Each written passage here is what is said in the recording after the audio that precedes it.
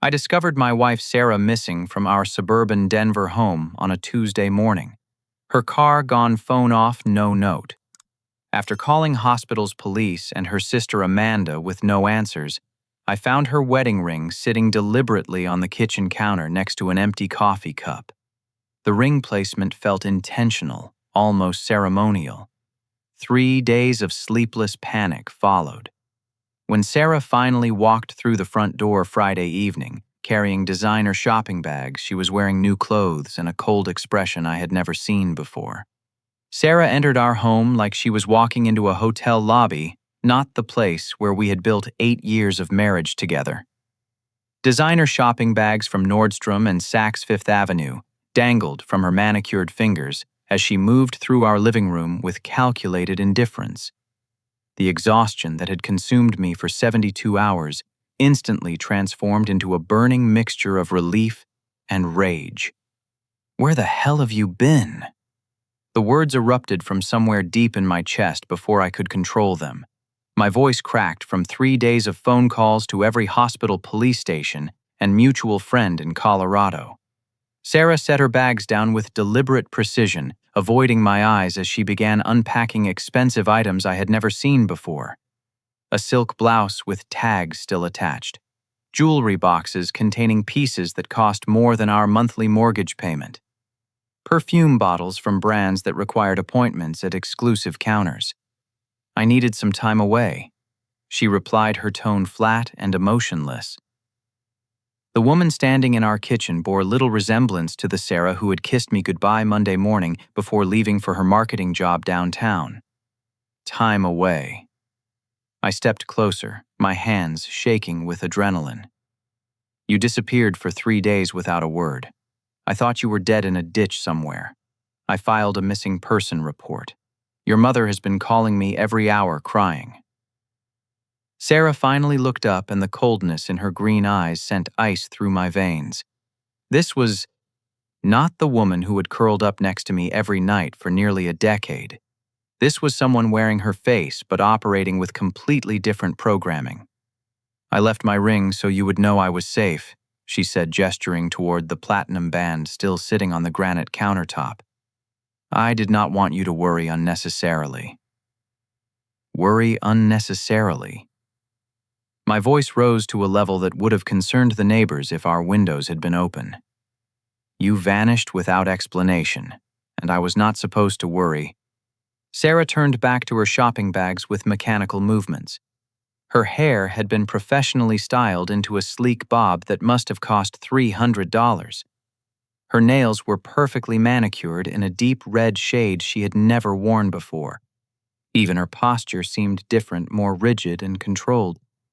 "I am exploring my independence," she announced without looking at me. "I need space to rediscover myself as an individual rather than just half of a couple." The words hit me like physical blows. We had been college sweethearts at the University of Colorado. We had planned our future together down to the smallest details. We had bought this house specifically because Sarah loved the bay window where she could read Sunday morning newspapers. The walls were covered with photographs of our adventures together, from camping trips in Rocky Mountain National Park to our honeymoon in Maui. "What does that even mean?" I demanded. "We are married, Sarah. We promised to communicate with each other to work through problems together." She pulled out a receipt from one of her bags, and I caught a glimpse of the total before she quickly folded it. Over $2,000 spent in a single day. Our joint savings account had been carefully managed for years as we saved for the down payment on a larger house where we planned to start a family. "I do not owe you explanations about my personal time," Sarah said, her voice taking on a defensive edge that I had never heard before. Personal time. The phrase felt like acid in my ears. Everything about her demeanor screamed deception. The expensive clothes, the new hairstyle, the cold detachment, all of it pointed toward something much more complex than a simple desire for independence. "Personal time," I repeated slowly. "You are my wife. When you disappear for 3 days, that affects me personally." Sarah began walking toward our bedroom, her heels clicking against the hardwood floors we had refinished together 2 summers ago. "I stayed at a luxury spa resort," she said over her shoulder. I needed to decompress and think about my life direction. I pulled out my phone and opened our shared credit card account, something I had checked obsessively during her disappearance. No spa charges, no resort fees, no charges at all for the past 3 days, except for the shopping spree she had apparently completed today. "Which spa?" I asked, following her down the hallway lined with framed pictures of our wedding day. Sarah paused at our bedroom door, her hand gripping the handle with white knuckles. "A private retreat center. They only accept cash payments for privacy reasons." The lie hung in the air between us like smoke. Sarah had always been terrible at deception. During our entire relationship, I could read her emotions like headlines in a newspaper. But this woman standing in front of me was operating with a level of calculated dishonesty that felt professional. Sarah, what is really going on? I tried to soften my voice to reach whatever remained of the woman I had married. This is not like you. Something has changed, and I deserve to know what happened.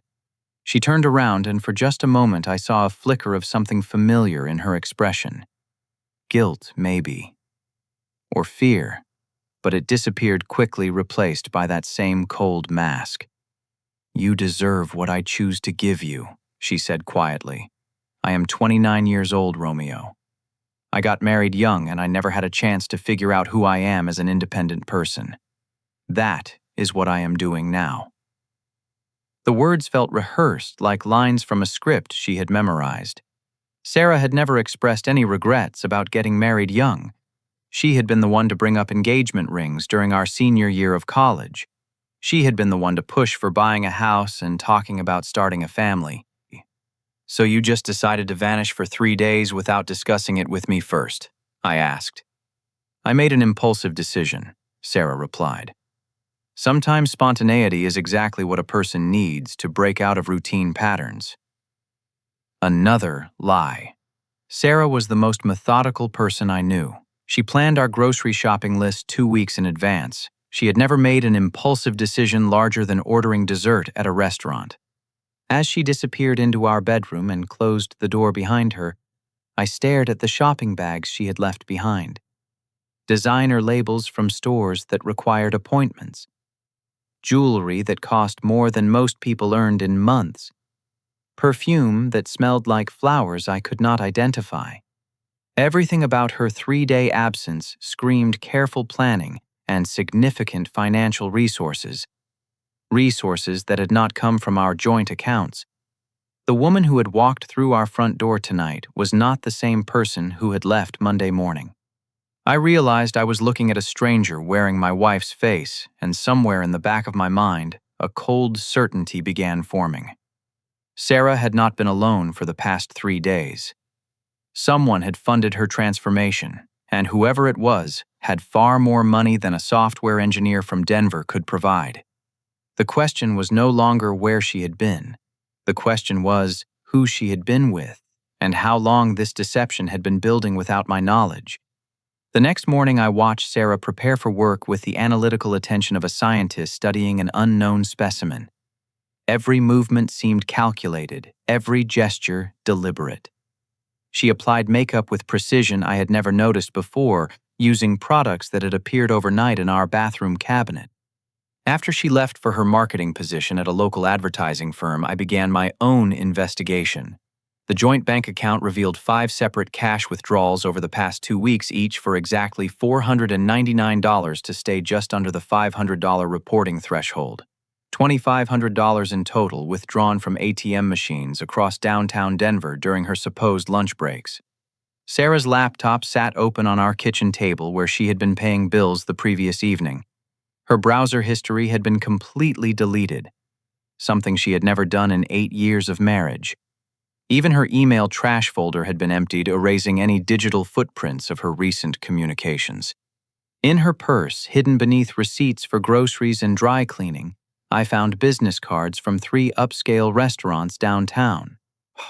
Morton's Steakhouse, the Capitol Grill, and Garden Grace. These were establishments that required reservations weeks in advance and charged more for a single meal than we typically spent on food in an entire week. The business cards were bent and worn, suggesting they had been handled frequently over an extended period. One had a phone number written in pencil on the back in handwriting that was not Sarah's. The area code was local, but when I dialed the number from my office phone, it went directly to voicemail without identifying the owner. During my lunch break, I drove to the downtown area where Sarah's office was located. The advertising firm occupied 3 floors of a glass tower surrounded by upscale hotels and restaurants. From my car parked across the street, I could see the building's lobby through floor-to-ceiling windows. At exactly 12:30, Sarah emerged from the elevator wearing a black dress I had never seen before. She walked with purpose toward the Ritz-Carlton Hotel 3 blocks away, checking her phone repeatedly as she moved through the crowd of pedestrians. I followed at a distance, feeling like a criminal for surveilling my own wife. Sarah entered the hotel's main entrance and disappeared into the opulent lobby filled with leather furniture and crystal chandeliers.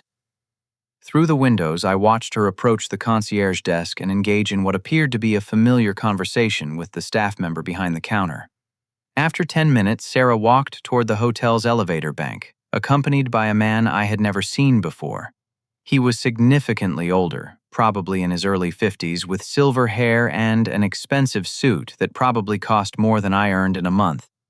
The way they moved together suggested comfort and familiarity, not the awkwardness of a first meeting. The elevator doors closed behind them, and I realized I was witnessing something that would fundamentally change everything I thought I knew about my marriage. Sarah was not meeting a friend for lunch. She was not conducting business for her advertising firm. She was engaging in some kind of relationship with a wealthy stranger in one of Denver's most expensive hotels. I sat in my car for 2 hours, but Sarah never emerged from the hotel. When I finally drove back to my office, my hands were shaking so badly I could barely grip the steering wheel. That evening, Sarah arrived home at her usual time carrying Chinese takeout from our favorite restaurant.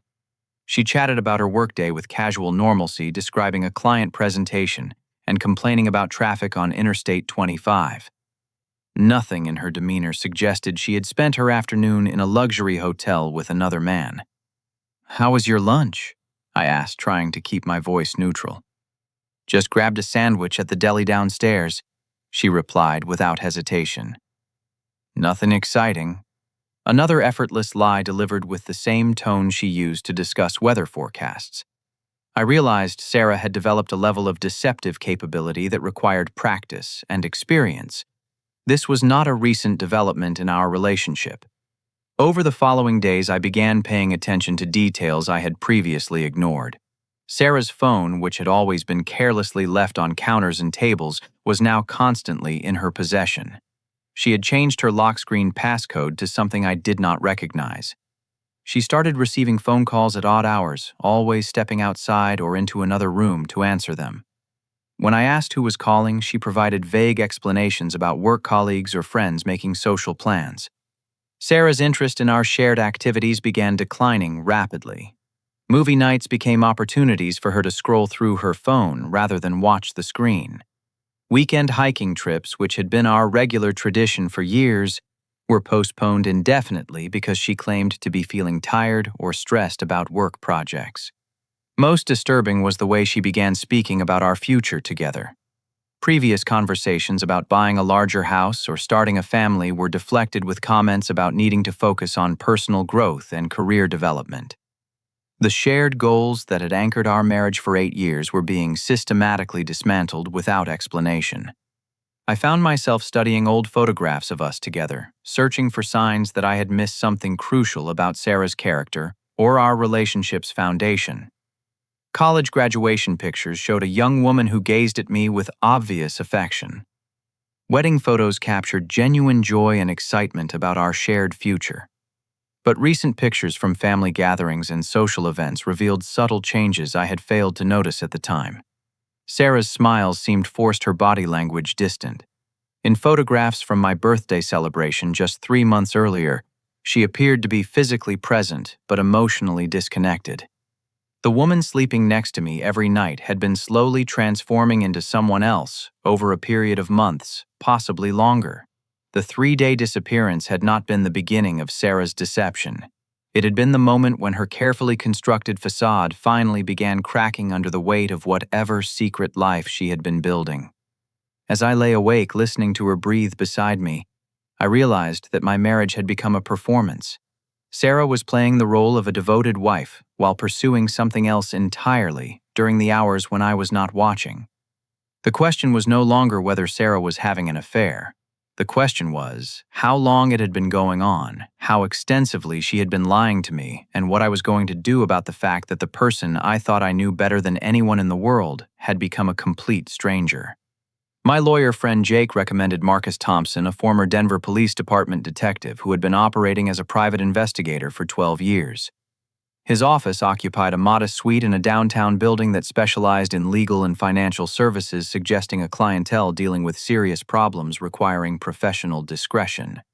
Marcus was a compact man in his late 40s with graying hair and the kind of steady gaze that came from years of evaluating human behavior.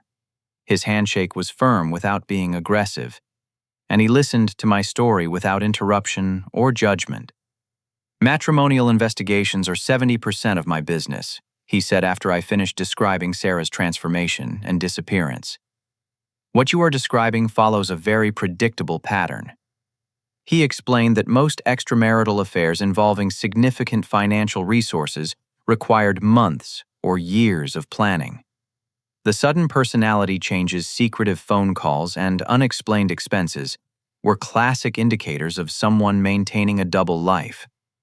"The 3-day disappearance was probably a test," Marcus continued.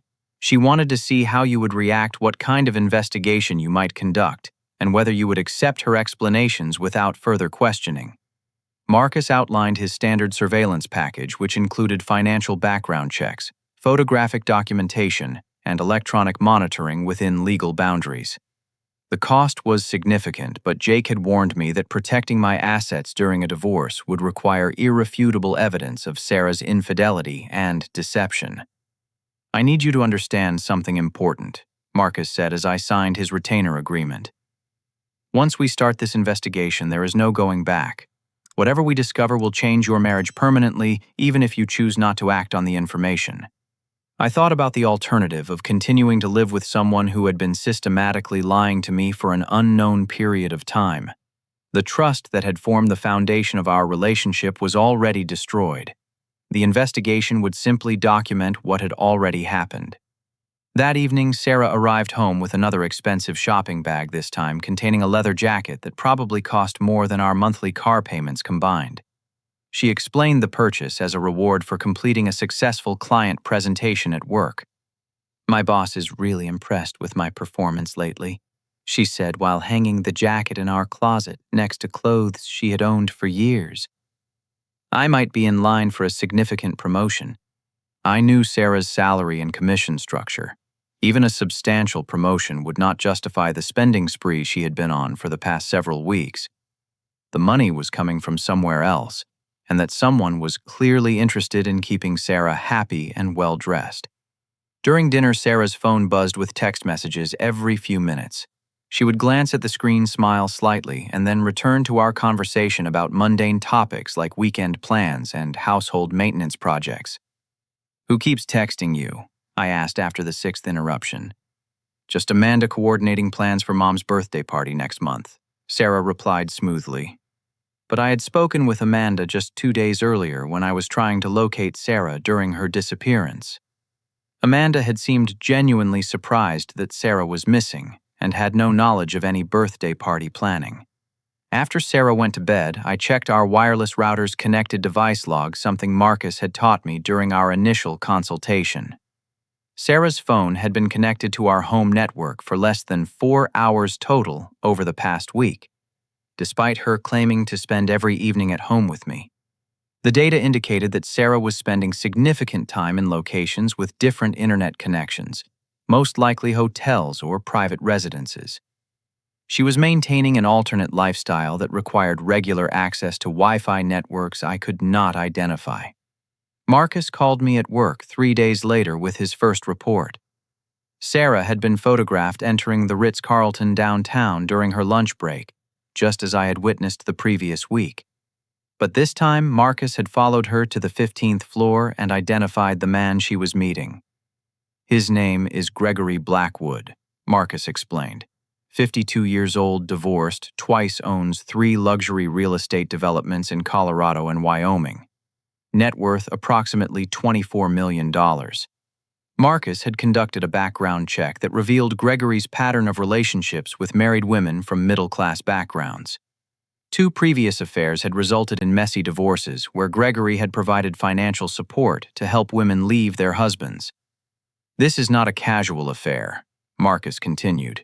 "Gregory has a specific preference for women in committed relationships who are willing to abandon their current lives for significant financial upgrades." The photographs Marcus provided were devastating in their clarity.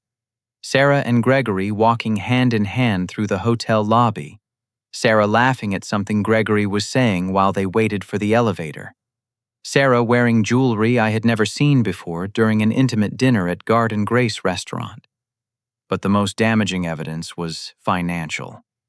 Marcus had discovered that Sarah had opened 3 separate bank accounts using our home address, but listing herself as single. Gregory had been making regular deposits into these accounts for the past 6 months, totaling over $40,000. "Your wife has been receiving what essentially amounts to a salary for this relationship," Marcus said. "Gregory is not just having an affair with Sarah. He is financially supporting her transition away from your marriage." Marcus also revealed that Sarah had been researching divorce attorneys online, specifically focusing on firms that specialized in high-asset cases and alimony maximization. Her browser history, which had been recovered from cached files on our shared computer, showed extensive research into Colorado's property division laws and spousal support calculations. "She is planning to file for divorce," Marcus concluded. "But she wants to do it in a way that maximizes her financial settlement while minimizing any evidence of her affair." The scope of Sarah's deception was breathtaking. For at least 6 months, she had been systematically preparing to end our marriage while pretending to share plans for our future together. Every conversation about house hunting or starting a family had been a performance designed to keep me unaware of her real intentions. Marcus scheduled our next meeting for the following week, promising additional surveillance and financial documentation. As I drove home that evening, I realized that the woman I had loved for 8 years had been carefully planning to destroy my life while I was making dinner reservations for our anniversary. Marcus spread the surveillance photographs across his conference table like evidence in a criminal investigation.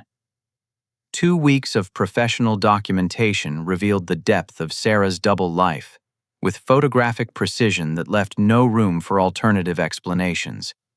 Sarah and Gregory together at breakfast meetings that occurred during her supposed work hours.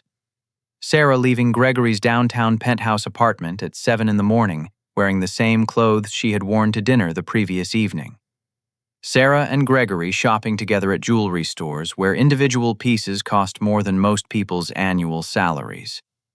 "The relationship has been ongoing for at least 18 months, Marcus explained while pointing to timestamps on various photographs.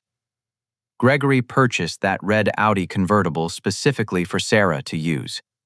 It is registered to one of his shell companies but parked in a garage 2 blocks from her office. Bank records showed a pattern of financial manipulation that was both sophisticated and systematic. Sarah had been slowly transferring money from our joint accounts to her hidden accounts in amounts small enough to avoid triggering automatic notifications. Over 18 months, she had moved nearly $15,000 of our shared savings, while I remained completely unaware. Your wife has been forging your signature on financial documents. Marcus continued producing photocopies of investment account modifications I had never authorized. She changed the beneficiary information on your retirement accounts and life insurance policies without your knowledge. The evidence suggested that Sarah had been consulting with financial advisors who specialized in divorce asset protection. Gregory had been funding her legal research and preparation, essentially paying for Sarah to build a case against me, while I continued contributing to our joint household expenses. Marcus had also uncovered Sarah's systematic character assassination campaign among our mutual friends and family members. Phone records showed regular conversations with my own family members during times when I believed she was working or meeting friends. She has been telling people that you are emotionally distant, financially irresponsible, and unwilling to commit to starting a family, Marcus said. She is building a narrative that portrays you as the reason for your marriage's problems. The most devastating revelation involved Amanda Sarah's sister, who had apparently been complicit in the deception from the beginning. Marcus produced photographs of Amanda meeting with Gregory and Sarah at upscale restaurants, along with phone records showing daily communication between Amanda and Gregory's personal assistant. Amanda has been providing information about your work schedule, your emotional reactions, and your financial planning, Marcus explained. She helped coordinate Sarah's 3-day disappearance and provided false information when you called looking for Sarah. Marcus had also discovered evidence that Sarah had been drugging my evening coffee with mild sedatives purchased through Gregory's connections in the pharmaceutical industry. Blood tests confirmed the presence of substances that would explain the unusual fatigue and mental cloudiness I had been experiencing for months. They were keeping you chemically subdued while Sarah gathered financial information and documentation, Marcus said. The sedatives also explain why you were not noticing changes in her behavior that should have been obvious. Security footage from Gregory's office building revealed the true scope of Sarah's deception. She had been visiting him during every supposed work conference girls' weekend and evening, when she claimed to be working late on client projects. Even during my birthday celebration, when she claimed to be sick with food poisoning, security cameras showed her entering Gregory's building. Your entire last year and a half of marriage has been a performance, Marcus concluded. Sarah has been living a completely separate life with Gregory while maintaining the facade of being a devoted wife. Gregory's background investigation revealed his history of targeting married women through professional networking events and social organizations. Sarah was his 4th relationship following the same pattern of financial support, emotional manipulation, and systematic destruction of existing marriages. He enjoys the process of convincing women to abandon their current lives, Marcus explained. The financial support is not about generosity. It is about control and psychological manipulation. Marcus had also uncovered Sarah's planned exit strategy. She intended to file false domestic violence charges against me to support her divorce case, while simultaneously claiming that I had been hiding assets and refusing to support our household financially. Gregory had been funding her legal preparation for over a year, including consultations with 3 different divorce attorneys, to identify the most aggressive approach for asset division and alimony claims. Sarah planned to relocate to Gregory's property in Aspen immediately after filing for divorce. They have been planning to frame you as an abusive, financially irresponsible husband, while Sarah appears to be the victim of a failed marriage, Marcus said. The sedatives in your coffee were part of their strategy to keep you passive and unaware while they built their case. The evidence files Marcus provided contained over 300 photographs, dozens of financial documents, and recorded conversations between Sarah and Gregory that had been legally obtained through electronic surveillance. The scope of their conspiracy was so extensive that it required professional legal and financial expertise to execute properly. As I drove home that evening with boxes of evidence in my car, I realized that the woman I had shared a bed with for the past 18 months was not just having an affair. She was actively working to destroy my reputation, my financial security, and my emotional well-being as part of an elaborate scheme designed to transfer my assets to her and Gregory. The depth of her betrayal was so complete that I could no longer identify any authentic moments in our recent relationship. Every conversation, every intimate moment, every shared plan for the future had been part of her performance, while she systematically planned my destruction. Marcus and Jake helped me develop a counter-strategy that would protect my assets while exposing Sarah's conspiracy with irrefutable legal evidence. The approach required careful timing and meticulous documentation to ensure that Sarah's inevitable denials could be systematically dismantled. The goal is not revenge, Jake explained during our strategy session. The goal is protection. We need to present evidence that makes her deception impossible to deny while giving her strong incentives to cooperate with an equitable divorce settlement. The first step involved securing my financial assets before Sarah could execute her planned theft. Jake had identified legal mechanisms for freezing joint accounts and protecting my retirement funds from the unauthorized modifications Sarah had already attempted. Marcus continued his surveillance while I began documenting my own evidence of Sarah's behavior changes and unexplained activities. Every lie she told was recorded and time-stamped. Every expensive purchase was photographed and researched. Every excuse for her absence was verified and proven false. The most critical element of our strategy involved coordinating with federal investigators who had been building a case against Gregory for tax evasion and money laundering. Marcus had connections from his police department years, who confirmed that Gregory's financial activities had attracted federal attention for over 2 years. Sarah's association with Gregory makes her a potential accessory to federal crimes, Marcus explained. Cooperating with your divorce case becomes her best option for avoiding federal prosecution. We also prepared evidence that would demonstrate Sarah's systematic character assassination campaign among our family and friends. Phone records, recorded conversations, and witness statements would prove that she had been spreading false information about me while pretending to support our marriage. Amanda's involvement added another layer of complexity to our strategy. Marcus had documented her meetings with Gregory and Sarah, along with evidence that she had been receiving payments from Gregory in exchange for information about my activities and emotional reactions. Amanda's betrayal actually strengthens your case, Jake noted. It proves that the conspiracy involved multiple people working together to deceive you over an extended period. During this preparation phase, Sarah's behavior became increasingly hostile and manipulative. She started arguments over trivial issues like household chores and social commitments, apparently trying to provoke me into angry responses she could record and use as evidence of emotional abuse. Sarah also escalated her spending on expensive items using credit cards I had not authorized, and making purchases that seemed designed to drain our joint assets before I could protect them legally. Designer handbags, expensive jewelry, and luxury spa treatments appeared on our statements with increasing frequency. She knows her time is limited, Marcus observed. The increased spending and hostile behavior suggests that she plans to file for divorce very soon. Marcus also discovered that Sarah had been secretly recording our conversations using a voice-activated app on her phone. The recordings were being automatically uploaded to Gregory's private cloud storage account, giving him access to our most intimate discussions about marriage problems and financial planning. They have been building a database of evidence to use against you, Marcus explained.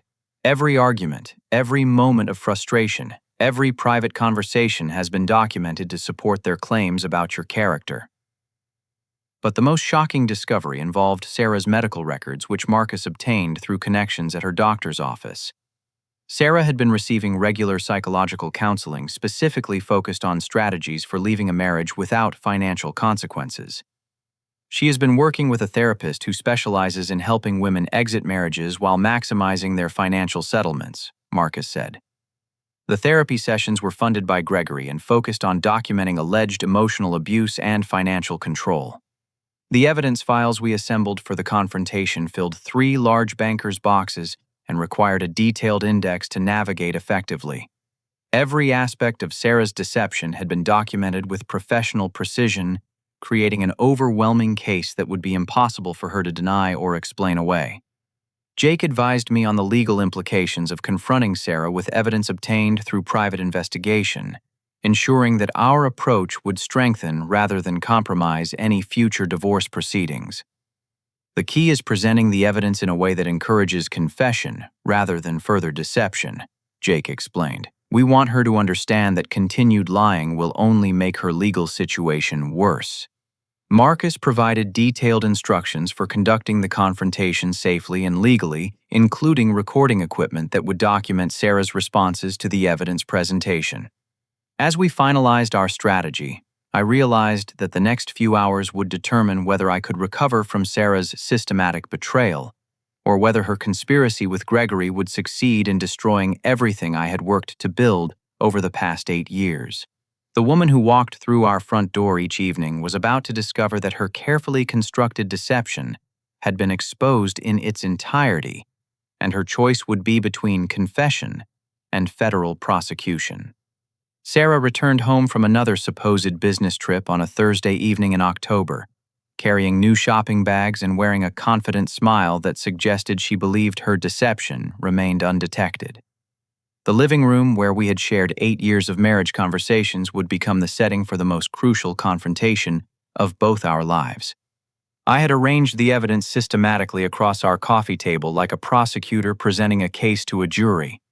Financial documents were organized chronologically to show the progression of her theft and manipulation. Surveillance photographs were arranged to demonstrate the timeline and intimacy of her relationship with Gregory. Bank statements highlighted every forged signature and unauthorized transaction. "How was your trip?"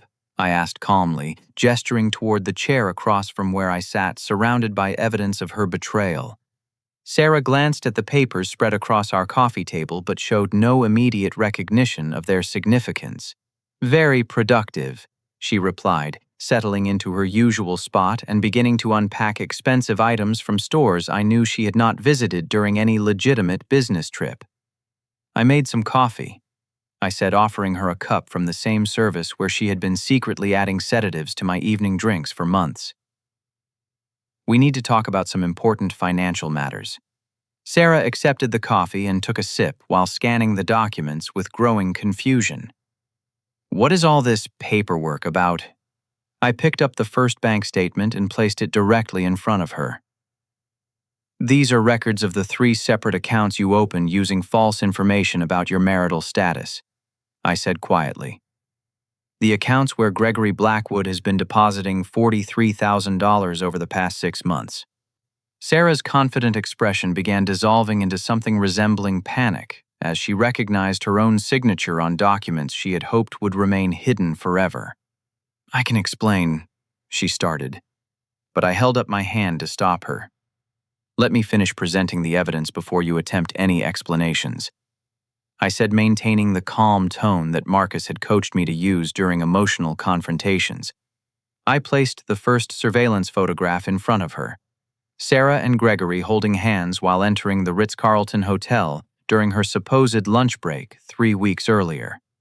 Her face went completely white as she stared at irrefutable proof of her deception.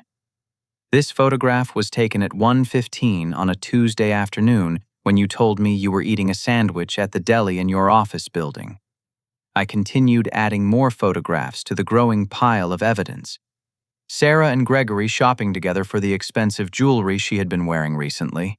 Sarah leaving Gregory's penthouse apartment wearing the same clothes from their dinner the previous evening. Sarah and Gregory embracing in the lobby of Garden Grace restaurant during what she had claimed was a client meeting. The private investigator has documented over 40 occasions when you were with Gregory during times when you told me you were working shopping with friends or attending family obligations, I said, watching Sarah's confident facade crumble with each additional photograph. I opened the laptop and played the first audio recording of Sarah and Gregory discussing their plans for my birthday celebration. Her voice was clearly audible, describing how she intended to claim food poisoning to avoid spending the evening with me, while she met Gregory at his apartment instead. This recording was made on September 15th. I explained as Sarah listened to her own voice planning the deception that had hurt me so deeply. "The same evening when you supposedly spent the night sick in our bathroom while I took care of you." Sarah's hands began shaking as she reached for more of the photographs, apparently hoping to find some that could be explained away or denied. But Marcus had been thorough and professional, documenting their relationship with precision that eliminated any possibility of alternative explanations. "These financial documents show that you have been systematically stealing from our joint accounts while receiving significant payments from Gregory." I continued, spreading bank statements across the table chronologically. "You forged my signature to modify our retirement account beneficiaries and attempted to change our life insurance policies without my knowledge." Sarah finally attempted to speak, but her voice came out as a whisper. "Romeo, I can explain everything if you just give me a chance." "The explanation is quite clear from the evidence," I replied, opening the file containing phone records. "These documents show that you have been in daily communication with Gregory for 18 months, including during our anniversary dinner last year when you claimed your phone was broken." I played the second audio recording capturing Sarah's conversation with Amanda about coordinating false information to provide when I called looking for her during the 3-day disappearance. Sarah's sister's voice was clearly audible, confirming her participation in the conspiracy. "Amanda has been helping you deceive me from the beginning," I said as Sarah stared at the phone with growing horror. "She has been receiving payments from Gregory in exchange for information about my work schedule and emotional reactions to your behavior." The evidence that had taken weeks to compile was devastating in its completeness. Every lie Sarah had told was documented. Every theft was proven with bank records. Every moment of intimacy with Gregory was captured in high-resolution photographs that eliminated any possibility of denial. But the ultimate reversal was still to come. "The most important thing you need to understand," I said, pulling out the final folder of documents, "is that Gregory Blackwood has been under federal investigation for money laundering and tax evasion for the past 2 years. Your association with him and acceptance of his payments makes you an accessory to federal crimes." I placed the FBI warrant on the table, along with documents showing that federal investigators had been monitoring Gregory's financial activities and personal relationships as part of their criminal case. "Marcus has been working with federal agents to document your involvement in Gregory's illegal financial schemes," I continued as Sarah's face went from white to green. "Your choice now is between cooperating with federal investigators and facing prosecution as Gregory's accomplice." Sarah's coffee cup slipped from her hands and shattered on our hardwood floor, spreading brown liquid across the evidence scattered on our coffee table. The sound seemed to break whatever emotional control she had been maintaining. "This cannot be happening," she whispered, staring at the federal documents that proved her wealthy lover was a criminal whose money had made her complicit in serious federal offenses. "Gregory was arrested this morning at his office," I said quietly.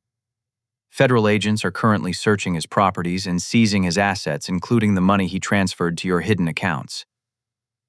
The power dynamic that had defined our relationship for 18 months completely reversed in that moment. Sarah realized that her carefully planned escape from our marriage had instead trapped her in a federal investigation that could result in years of imprisonment. "What do you want from me?" she asked, her voice breaking as the full scope of her situation became clear. "I want the truth," I replied. "All of it. Starting with when this relationship began and how you planned to destroy our marriage while stealing everything I had worked to build." Sarah collapsed into tears as 8 years of deception finally came to an end. 2 months later, I stood in our empty living room watching movers load the last of my belongings into a truck bound for my new apartment across town. The house where Sarah and I had built what I thought was a loving marriage would be sold as part of our divorce settlement, but the proceeds would go entirely to me after her theft and fraud were legally documented.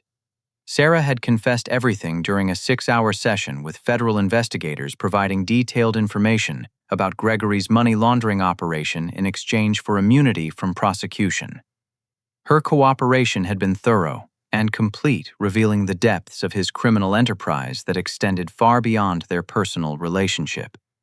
Gregory's arrest had made the front page of the Denver Business Journal, exposing his decades of financial crimes and the pattern of relationships he had used to manipulate and control women from middle-class backgrounds. Sarah was not his first victim, but her cooperation with federal investigators would ensure she was among his last. The divorce proceedings had been remarkably straightforward once Sarah's theft and adultery were legally established.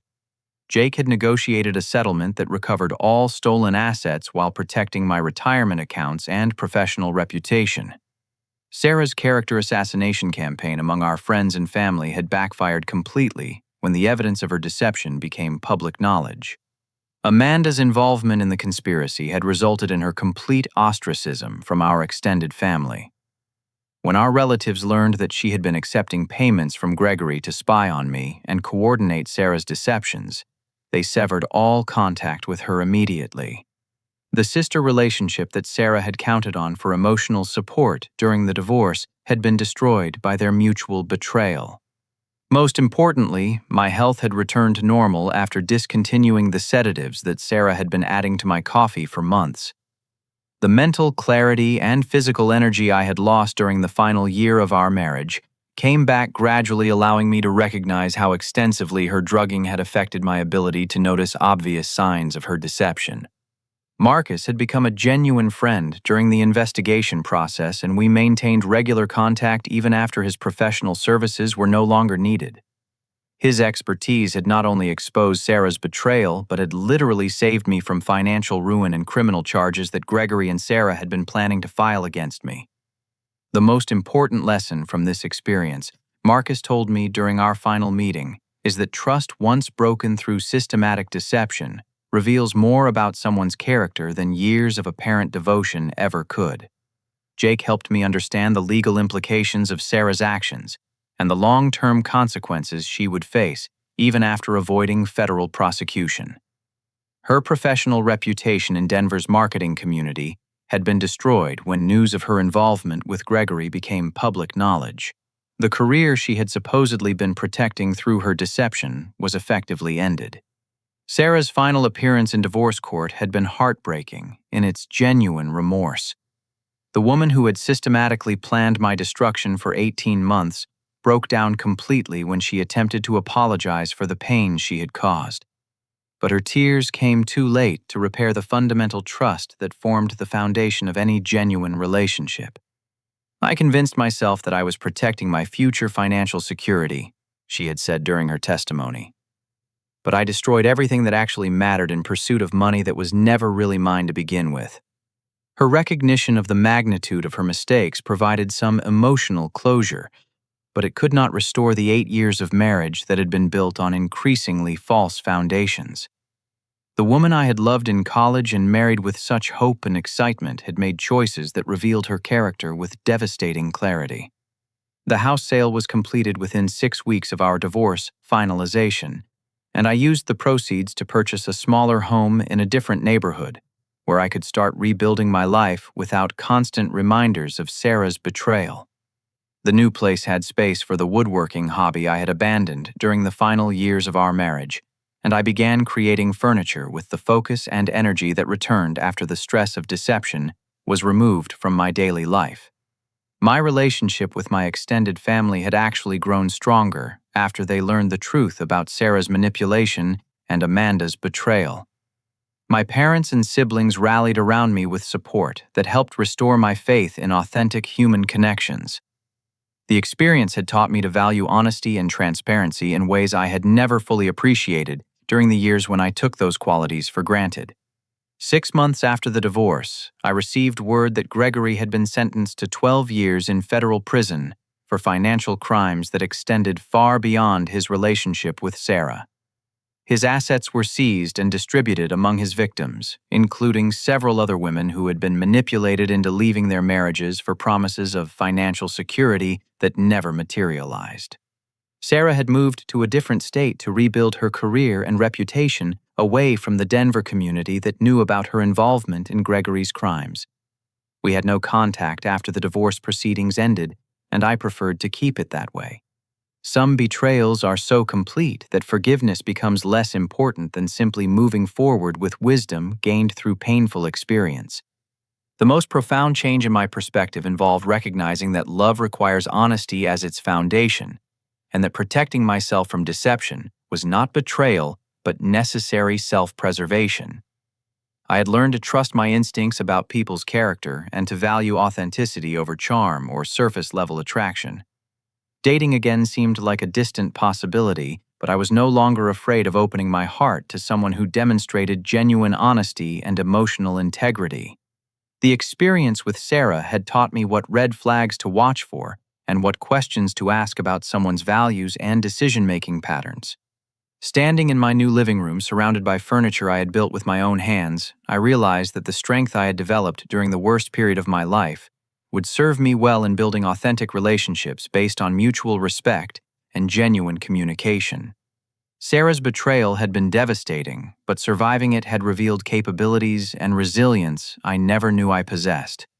The man who had been systematically deceived and drugged for 18 months had become someone who would never again accept lies or manipulation in any form.